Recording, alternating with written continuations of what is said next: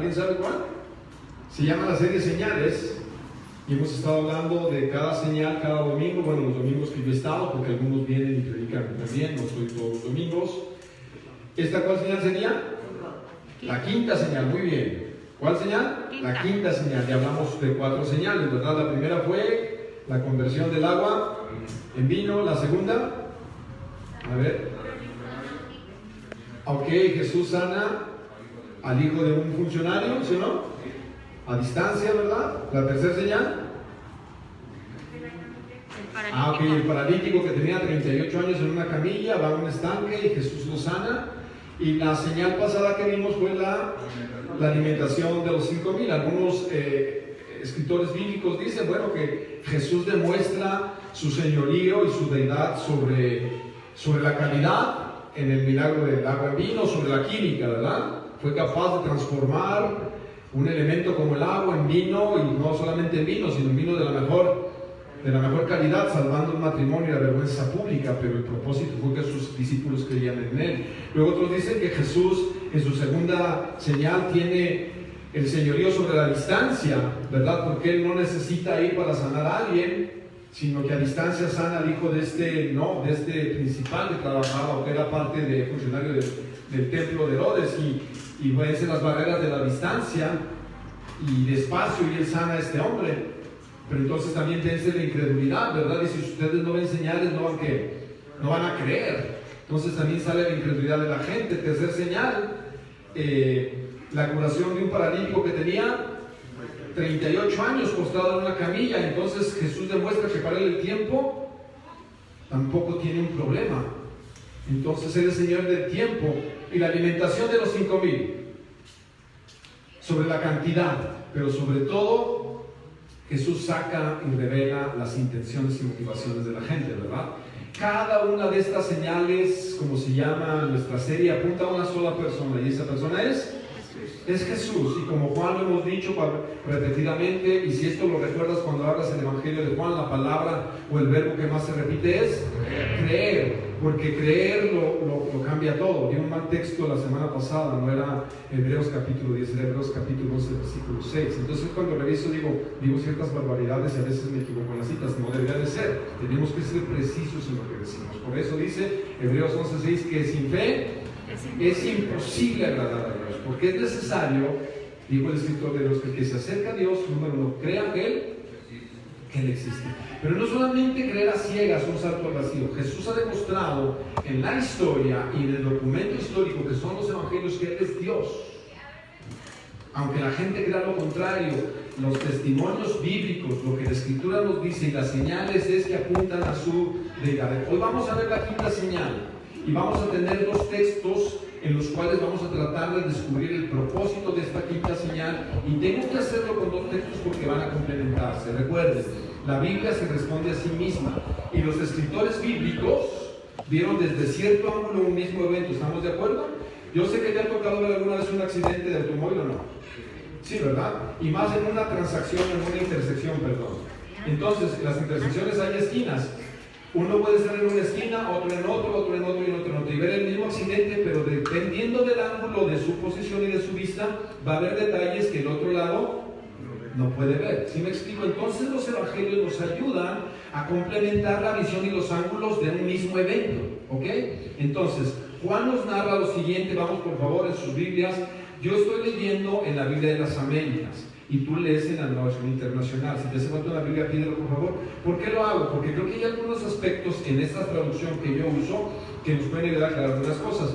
Pero me gusta que me sigas ahí en tu Biblia para que tú te des cuenta si lo que estamos hablando cae en el marco de lo que yo estoy diciendo. Entonces, Juan capítulo 6, versículos del 6 al 21. Si ocupas una Biblia, levanta tu mano. Antonio ya está listo. Voy a dar lectura en la versión de la Biblia de las Américas. Dice: al atardecer sus discípulos descendieron al mar. Capítulo 6, 16 al 21.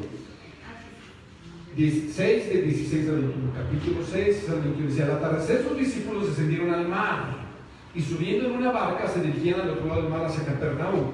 Ya había oscurecido y Jesús todavía no había venido a ellos. Y el mar estaba agitado. ¿Por qué? Porque soplaba un viento fuerte. Cuando habían remado unos 25 o 30 estadios, vieron a Jesús caminando sobre el mar y acercándose a la barca y se asustaron. Pero él les dijo: soy yo, no temáis. Entonces ellos querían recibir en la barca. Inmediatamente la barca llegó a la tierra donde iban. Juan 6. 16. Juan 6, 16. ¿Sí o no? ¿Sí, verdad? 6 de 16 al 21, ¿sí, verdad? Es 16 y parecía que había dicho 6. 6, 16. 16 al 21. Es que tenemos Juan 6, 6. Juan 6, 16. 16. ¿Qué sí estamos ahí, verdad? Si no computa grabación, no. Ahora vayan a Marcos 6. 1, 2, 3, 4, 5, 6. ¿Qué 6? Un inglés, del 45 al 52. Ahora Marcos nos va a hablar el mismo relato desde otro ¿qué? Punto de vista. Desde otro punto de vista, ¿ok? Juan nos narra y ahora Marcos nos va a dar otros detalles que son importantes en la quinta señal. Leo Marcos 6 del 45 al 52. Marcos 6. Enseguida hizo que sus discípulos subieran a dónde? A la barca. Estamos igual, ¿verdad? Juan y Marcos, que Marcos no estaba ahí, pero Juan sí. Marcos no era de los 12. Para empezar, Marcos no era de los 12. Marcos era un discípulo del apóstol Pedro que oyó de primera mano del apóstol Pedro la narración. Entonces, seguramente están convencidos los eruditos que Pedro le dio la información a quién? A Marcos. Ahora, como dato, se cree que el evangelio de Marcos fue el primer evangelio, aunque él no fue uno. Lo interesante de todo esto que yo te digo es para que veas que aunque hay distancia de tiempo, sino testigos presenciales, las cosas que convergen. Pero aquí Marcos nos narra algo muy interesante. Hizo que sus discípulos subieran a la barca y fueran delante de él, al otro lado, a Betsaida, mientras él despedía a quién? ¿A cuál multitud? A los 5,000 que había que alimentado. Marcos nos está dando datos muy importantes ahora. Y después de despedirse de ellos, se fue al monte ¿qué? A orar. Al anochecer la barca estaba en medio del mar y él estaba solo en tierra. Y al verlos remar fatigados, porque el viento les era contrario, como a la cuarta vigilia de la noche fue hacia ellos andando sobre el mar y quería pasar desde largo. Pero cuando ellos le vieron andando sobre el mar, pensaron que era un fantasma y se pusieron ¿a qué? A gritar, porque todos le vieron y se turbaron. Pero enseguida él les habló con ellos y les dijo: tengan ánimo, soy yo, no teman. Y subió con ellos a la barca y el viento y ellos estaban asombrados en gran manera, porque no habían entendido lo de los panes, sino que su mente estaba embotada. Qué interesante, ¿verdad? ¿Cómo complementamos dos relatos en una sola historia? ¿Qué podemos aprender de esta quinta señal? Bueno, yo titulé este mensaje de la quinta señal aclarando la mente. Claridad de mente. Es importante que nuestra mente se aclare o no. A veces cuando tenemos conflictos y problemas que decimos: es que no estás pensando ¿qué? Con claridad. Clarifica tus ideas y pon en orden tus emociones. Si la mente de estos 12 no era aclarada, iban a seguir confundidos. Dice, no habían entendido muchas cosas. Es un proceso de aprendizaje, ¿sí o no? Hay muchas cosas de Jesús que yo no he logrado entender en su totalidad y no tendría por qué entenderlas en su totalidad, pero Jesús iba a aclarar lo que yo necesito saber y entender. En esta quinta señal hay 4 palabras que creo que van a llevarnos al propósito de esta quinta señal, y es oración, atención, cuidado y revelación. Repito, oración, atención, cuidado y revelación. Cuando Juan nos narra esto, no nos dice que Jesús está orando, ¿verdad? Pero Marcos sí dice lo primero. Número 1, Jesús ordena a sus discípulos ir delante de él, ¿verdad? Dice que él se queda y dice a los discípulos: muchachos, a la barca y váyanse de regreso, mientras yo voy a despedir a quién? A la multitud. ¿Por qué los quería despedir? Bueno, ya se habían alimentado, se habían comido, habían quedado bien llenos, Pero recuerden que la multitud quería hacer algo con Jesús. ¿Alguien se acuerda qué quería hacer con Jesús? Lo querían hacer rey. Y Jesús que dijo, no es mi tiempo. Claro que soy rey, pero no así como ustedes creen. Entonces Jesús despide a la multitud, los manda a su casa. Y claro, Jesús quería demostrarles que sí tiene el poder y que es rey, pero no de la manera que la gente cree. ¿Recuerdan que dijimos el Jesús utilitario, verdad? Ellos querían servirse de Jesús para que cumpliera sus sueños de liberación de la opresión. Pero Jesús siempre tuvo los tiempos y los momentos para entender su posición y quién es Él. ¿Por qué? Porque Él siempre estuvo batallando con la idea de poder ser rey antes del tiempo. ¿Por qué? En la tentación que registra el Evangelio de Mateo, capítulo 4, alguien le ofrece todos los reinos del mundo. ¿Se acuerdan quién? ¿Qué le dice el diablo? Satanás dice, todo esto te voy a dar, los reyes me han sido dados, y yo se los doy a quien yo quiero, te los voy a dar si postrado qué. Dice el Salmo en el libro de los Salmos, pídeme y te daré por herencia las naciones, refiriéndose a Jesús. Entonces creo que el diablo estaba mal informado. Jesús es rey, y los reinos de qué, pero a su tiempo. Siempre he entendido y he creído a lo largo de mi historia que hacer las cosas fuera de tiempo crea problemas o no. Dice la Biblia en Eclesiastés capítulo 3 que todo tiene que, todo tiene su tiempo. Y si hay alguien que le entendía los tiempos bien, ¿quién era? Jesús. Claro que soy rey y voy a ser rey, pero a mi tiempo, y no de la manera que ustedes creen que debo de ser rey. La multitud quería hacerlo rey porque les dio de qué. Dijeron, si este nos da de comer, ¿para qué esperamos la cuarta T? Con este tenemos, ¿o no? No se trataba de gobiernos humanos, la dificultad que Jesús entendía que tenía el hombre, ¿verdad que no? Iba más allá. Jesús podía entender que lo que realmente lastima al ser humano no son ni los gobiernos, aunque lo lastiman los gobiernos y la política, sino un problema más profundo, que es el pecado. Por eso dice la Escritura, cuando el apóstol Pablo dice en 1 Corintios, dice, ¿dónde está muerte tu victoria? ¿Dónde está muerte tu aguijón? El aguijón de la muerte es el pecado y el poder del pecado es la ley. Pero gracias a Dios que nos da la victoria por medio de nuestro Señor, ¿quién? Jesucristo. Jesús va a revelar su poder no haciéndose rey como piensa la gente, sino venciendo el pecado, ¿verdad? Porque es más poderoso, tan poderoso que mata a la gente eternamente. Entonces,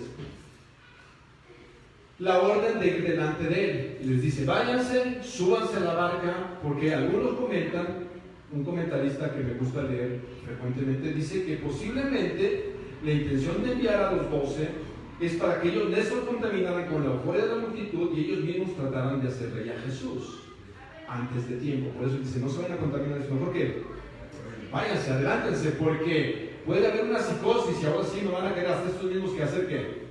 Ser rey, pero es a mi tiempo. Ok, Jesús hace algo muy interesante antes de caminar, que es la quinta señal. ¿Qué es lo que hace el primero? Se va a orar. ¿Se dan cuenta? Se va a orar. Y inferimos que se va a orar a una montaña. Se sube a orar. No nos dice cuál es el contenido de la oración, ¿verdad? Nomás dice que él tomó el tiempo, los despidió, los mandó y él se sube ¿qué? Se sube a orar. Lucas dice, por aquel tiempo Jesús a la montaña a orar y pasó toda la noche en oración. Pregunta, ¿Jesús tenía necesidad de orar? ¿Sí o no? Qué interesante. Él es Dios. Nunca dejó de ser Dios. Pero él entendía la importancia y la necesidad de ¿qué? De orar. Eso a veces, como ser humano, choca en mi mente. Pero dice la Biblia que él voluntariamente, por un tiempo, decidió que sus atributos de Dios iban a quedar a un lado. No dejó de ser Dios nunca, solamente dejó sus prerrogativas o derechos de usarlos y se sometió a ser un ser humano. Una de las doctrinas más complicadas a veces de entender, pero que dice la Biblia que Jesús es 100% Dios y 100% ¿qué? Hombre. Es la unión de su naturaleza divina con la naturaleza de Dios. Pero si Dios mismo, hecho hombre, entendía la necesidad de orar, La pregunta de los 64,000 pesos, cuando era un concurso de los años 70, es: ¿tú y yo tendremos necesidad de orar? No lo veo muy convencido. Pregunto: ¿sí? La pregunta es: ¿oras? Sí, 3 veces al día la comida del Señor. Tomas el tiempo como Él dice. Él tomó un tiempo y se apartó, despidió. Ahora, no nos dice que oraba, ¿verdad que no? Pero tomó un tiempo para orar.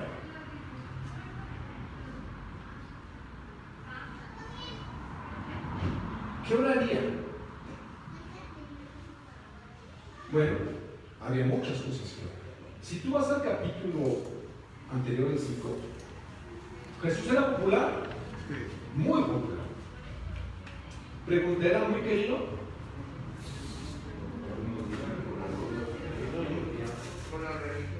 Algunos sí, pero otros, como dicen los chavos, les caía sopita. Pero sopita es poco. Querían matar. ¿Alguna vez han querido matar? ¿No? ¿No? Qué bueno. Qué bueno, ¿verdad? Aquí está Enrique. Algún día cuando yo me peleé con él, le dije: un día te voy a que lo voy a matar. Y yo a mi mamá dijo: ni el hambre, porque no lo mantiene. ¿Puede uno tener esos sentimientos que queremos para mí? Sí. A lo mejor lo dije de loco, ¿verdad? Porque siempre me ganaba. A ver, obviamente tampoco. Tengo miedo. A veces hay sentimientos de eso en el corazón del ser humano. ¿Por qué querían matar a Jesús? Por lo que hacían. Porque había sanado a un hombre que tenía 38 años postrado, lo había sanado en sábado. Y los judíos, los religiosos tiempo querían que matarlo porque violentaba las tradiciones de los judíos. No. Él sabía que no podía morirse antes de tiempo. ¿Necesitaba orar Jesús? Ahora, ¿era muy popular? Jesús sí. ¿Lo quería todo el mundo? No. ¿Qué tal la familia? ¿Lo quería la familia? No. No lo quería. ¿Sabías eso, que no lo quería su familia? Ay, no.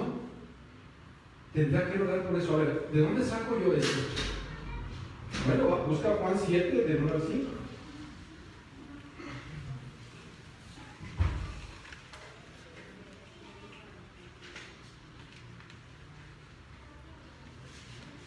Dice así la escritura. No te aterrizo rápido porque se me está yendo el tiempo. Dice: algún tiempo después Jesús andaba por donde no tenía ningún interés de ir a los judíos, a Judea. ¿Por qué? Porque los judíos buscaban la oportunidad. ¿Para qué? Su vida dependía. ¿Tenía que orar? Sí. Padre, me quieren matar, necesito cumplir la misión. Ahora, faltaba poco el tiempo para la fiesta judía de los tabernáculos. Así que ¿los qué? No son primos hermanos, ni son sus parientes, son sus hermanos de sangre. Y no voy a entrar ahorita en debate, pero podemos checar bíblicamente que él tenía hermanos de sangre. Los tenía. Sus hermanos de Jesús le dijeron: ¿qué? Debes salir de aquí e ir a donde. Pues no estás viendo que me quieren matar. ¿Y tú dónde me quieren mandar? A Judea, para que tus discípulos vean las obras que realizas. ¿No que te crees el Mesías? Ándale, éntrale, ve. Porque nadie que quiera darse a conocer actúa en secreto. Ya que hace estas cosas, deja que el mundo que. Versículo 5. Lo cierto es que ni siquiera sus hermanos que creían en él. Pero no solamente no creían en él, creían que estaba loco. Busca Marcos 3, 20 y 21.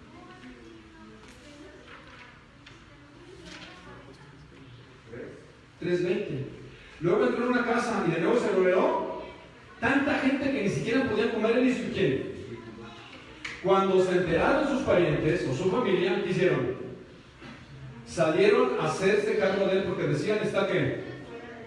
¿Qué escuela decir? No, ¿qué cuate ya sé de qué?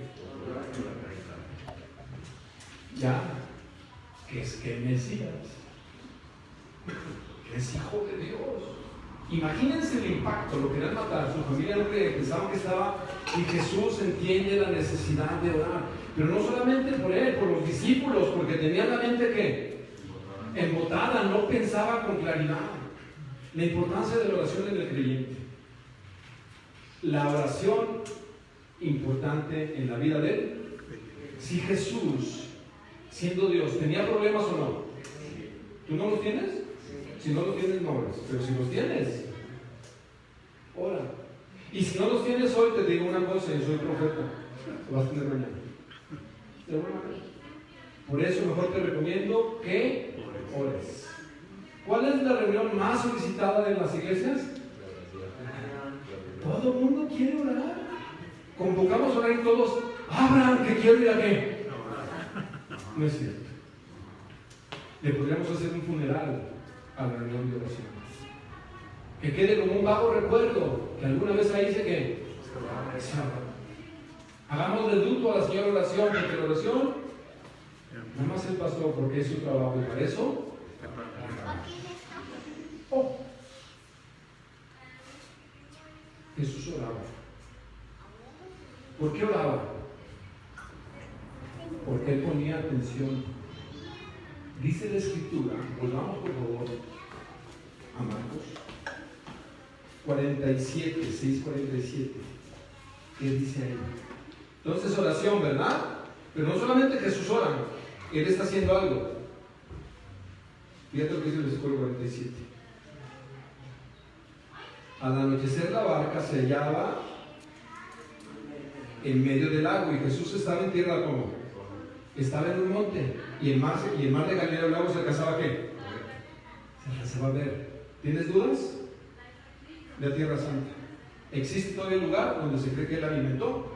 Un amigo que ya ha ido allá, que es pastor, le dijo: te subes al cerro, que son cerros, subes en montaña, ¿verdad? Porque es más planicie. Te subes al cerro y alcanzas a ver todo el mar de Galilea. Hagan cópera y vamos a Tierra Santa. ¿Verdad? Hagan cópera. Yo tengo contactos que los viajes salen más o menos. Dice, te sientas y alcanzas a ver qué. El mar de Galilea. Entonces él estaba, ¿y qué estaba haciendo? Versículo 48. En la madrugada vio que los discípulos hacían qué. Jesús también que no solamente ahora está que los estaba viendo, estaba atento.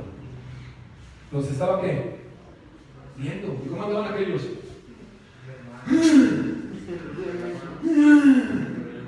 Y Jesús dijo: déjame orar más para que tenga más fuerza.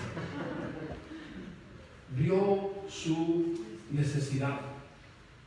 Si tú crees que el Dios de la Biblia no va a ver tu necesidad, entonces no es el Dios de la Biblia. Mi Dios, mi Salvador Jesús, está atento a mis necesidades. ¿Y Él está qué? Bien. Pero no solamente ora, porque dice la Escritura que ora por mí. ¿Sí sabes eso, verdad? Romanos 8:34. Dice que Él intercede por quién. Imagínate, Dios es todo el tiempo para orar por mí. ¿Por qué? Por nombre y apellido. Es que son millones de cristianos, ¿me alcanzará? Yo creo que me toca hasta el próximo año. No, Dios es todopoderoso y Él ora por ti. ¿Y Él ve tú qué? ¿Alguna vez has sentido que Dios te ha olvidado? ¿Que Dios no se ocupa de ti? ¿Que estás solo? ¿Que el que te ama se alejó de ti? ¿Te sientes a veces medio huérfano espiritual? Jesús ve, dice: yo te veo. Veo tus necesidades. ¿O no? Él vio que estaban teniendo problemas. ¿Por qué? Porque es natural que hubieran tenido una noche difícil. En el mar de Galilea, en esa temporada, a veces bajaban vientos fuertes de las montañas, y el mar de Galilea, como está a 210 metros y es más cálido, se agarran vientos calientes y vientos fuertes. ¿Qué pasa? Unas buenas tormentonas se agarraban ahí. ¿Era para ellos raro? ¿Para los pescadores? No. Dice que ya habían remado casi 5 a 6 kilómetros. Eso es lo que dice la Escritura. ¿Y el viento les era qué? Y luego dice que era como las 3 de la mañana. No sé a qué hora los despidió. 9 de la noche, más o menos. porque dice Marcos que era la tercera vigilia, o sea, más o menos a las 3 de la mañana. ¿Por qué? Porque los judíos dividían el día en dos grandes secciones, de 6 a 6. 6 de la mañana, un día, y de 6 de la tarde, ¿a qué? A 6 de la mañana. Así parten los días los judíos, y aún en la actualidad. La noche empieza a las 6 con 1. La primera vigilia es de 6 a 9. La segunda, de 9. La tercera, de 12 a 3. Y la cuarta, de 3 a 6. Entonces, si Marcos nos dice que era cerca de la tercera vigilia, ¿qué horas eran? Si los despidió más o menos como eso de las 9 de la noche, ¿cuántas horas tenían remando? 10, 11, 12, 1, 2.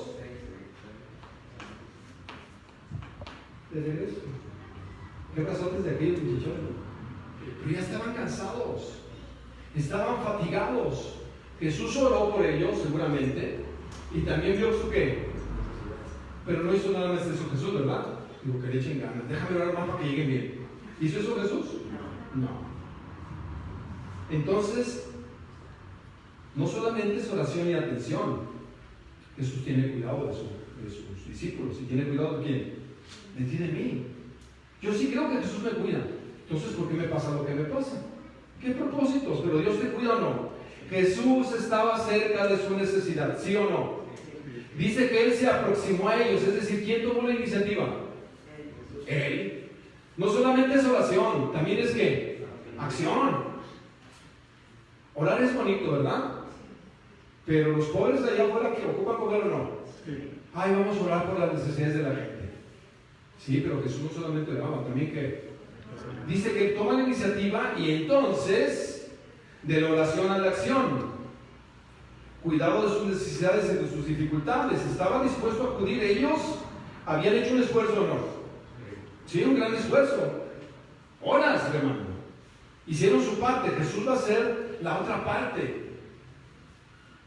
Horas remando, y cuando las cosas se ponen más difíciles, ¿qué? Jesús está ahí.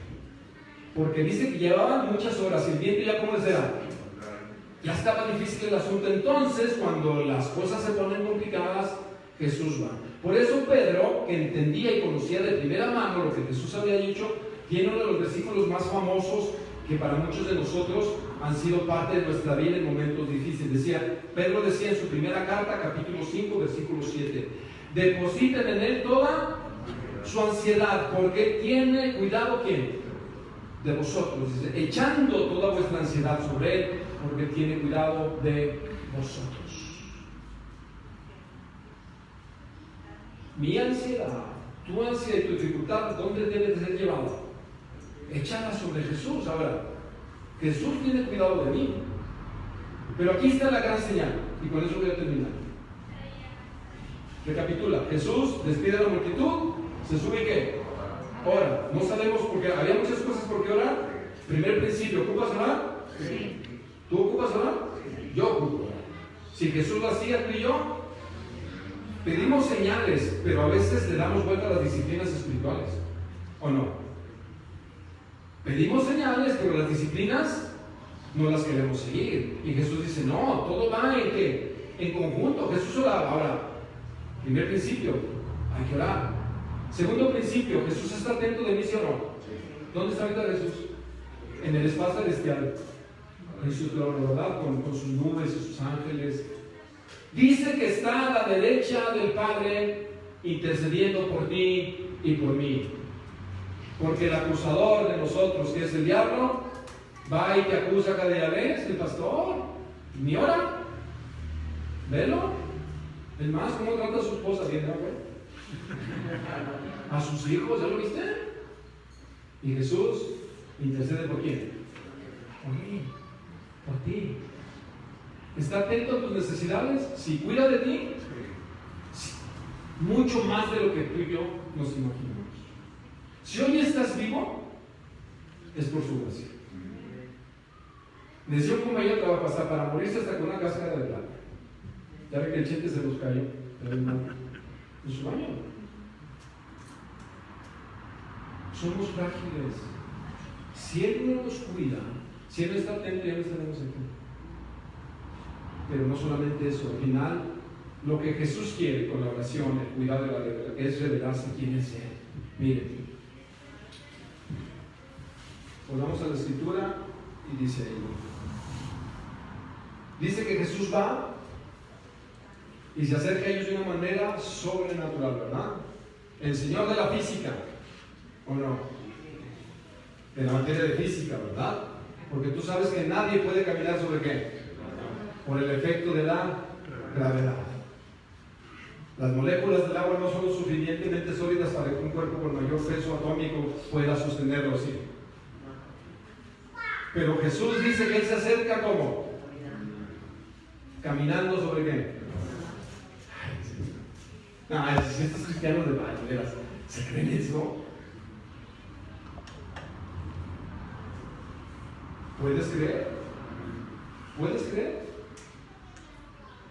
Él se acercó caminando. Y entonces estos valientes, hombres bravos, de músculo y pelo en pecho, ven a lo lejos, ¿y qué creen que es? Un fantasma.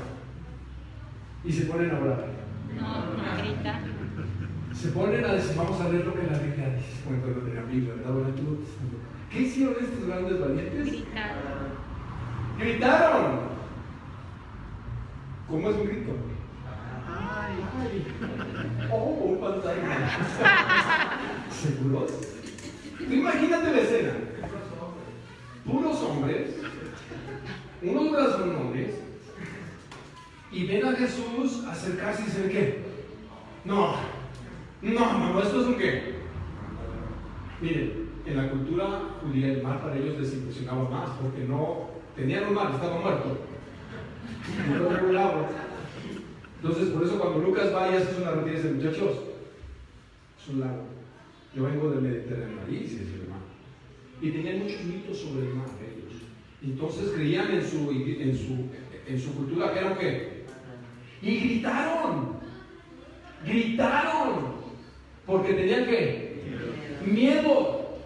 Entonces, si lo sobrenatural es que Él caminó, pero lo más sobrenatural es que Él habló, ahí está el poder de lo que Él dijo. Y les dijo, cálmense, es decir, tranquilos, no tengan. Y Él les dice la frase que va a cambiar todo. ¿Los regañó?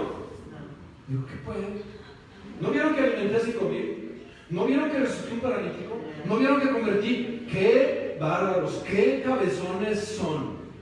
¿Les dijo eso? ¿Les recriminó? Digo, no entienden. ¿Cuántos años de cristiano tienes? 30 y hay un igual. ¿Ah, bárbaro? Porque no eres normal. No lo regañó, ¿verdad? ¿Qué les dijo? Yo soy. Evocando la voz que se oyó siglos atrás en el Antiguo Testamento a un profeta, a un hombre de Dios llamado Moisés, y le dijo, diles, yo soy el que soy. Jesús toma esas mismas palabras del Antiguo Testamento y les dice, ese mismo que siglos atrás les dijo, soy el Eterno, lo tienen aquí presente. Yo soy el que soy. Les digo, yo soy Dios, muchachos. Marcos ni Juan lo narran, pero hubo alguien que sí lo narró. Marcos narró esta parte, pero otro discípulo le dijo, hubo un aventado que le dijo, si eres tú, permite que yo vaya contigo. ¿Y quién era? Pedro. ¿Y qué hizo Peter? En el pie. Segundo pie, dijo, acá. Ahora, nos acordamos de Pedro, ¿verdad? ¿Y los otros 11? Cuando menos tuvo ¿qué? Valor. Tuvo el valor de decir, ¿sabes qué? Si eres tú, va. Pero dice que luego el viento empezó a crecer y que le dio ¿qué? Miedo. Mira, no hay nada más paralizador que el temor. Y escuchar otras voces que no son. A veces escuchas más la voz de tus temores, la voz de lo que no puede ser posible, que la misma voz de Dios que te dice, hey, yo soy. Vete. Sal de tu zona de confort y atrévete que. Pero cuando tengas miedo y escucho otra voz, yo te pregunto una cosa. ¿Qué pasó cuando Pedro estaba hundiendo? Es un automóvil, Pedro. Eso, Pedro. Tu fe, es importante, Pedro. Ya le has dado el primer y segundo paso. Termino. Solo la presencia de Cristo y la revelación de quién es Él va a marcar la diferencia en tu vida. Vendrá momentos en que tu barca seguramente será anhelada. Y los vientos sean tan contrarios y hayas remado tanto que estés tan cansado que necesitarás a lo mejor gritar, a lo mejor clamar y estar asustado, pero debes de confiar en una cosa, que Jesús va a ir. ¿Lo crees? ¿De verdad lo crees? Entonces, lo único que Cristo te dice, bueno, yo soy Dios y puedo vencer no solamente la química, el tiempo, la física. Yo vencí el peor enemigo, que va a ser la última señal. Si tú no estás dispuesto a creerle a Jesús, ¿quién es Él? Seguirás remando con miedo en la vida. Seguirás preocupado por las voces y verás cosas que realmente no son. Y tu mundo está lleno de fantasmas hasta que no se revele quién es Él. Cada señal apuntó a una sola persona. Y esa persona es Jesús. Pero nunca olvides que la oración es importante, ¿o no? Fundamental. Y hago publicidad. ¿Sabes cuánto nos conectamos a orar el martes? Me sobran dedos de la mano. Me sobran dedos. Ahora, ¿me estoy regañando? No. No, estoy queriendo llamar tu atención. Porque necesitamos orar. La oración no cambia nada, ni mueve el brazo de Dios. Eso a veces creo que hay una mala teología. Dios es soberano. ¿La oración a quién beneficia? Dios sigue siendo Dios con tu oración y sin oraciones. No nos equivoquemos. Sigue sentado a la diestra del Padre que reina con poder. Y Él no ocupa porras. Anda, esa gana de Jesús porque este mundo no va a la vida. No, Él sigue siendo Dios. Cuando yo oro, yo me beneficio. Yo entiendo quién es y se revela el Dios soberano. Yo he dicho, si Jesús hoy me dijera no mereces nada, realmente no lo merezco. ¿Lo merecemos? Si Él me hubiera mandado al infierno estaría lo correcto. Se los digo, no me debe nada. No me debe nada. Ni te debe nada, no te equivoques. Nosotros le debemos ser toda la gloria y la honra. Si tú quieres creer. Si no dijo Jesús, tampoco hay problema. Oración. Atención. Él cuida de ti, de tus necesidades. Y Él quiere que entiendas que eres Dios. Y que vale la pena creerle y hablar. Bueno, ponte de pie.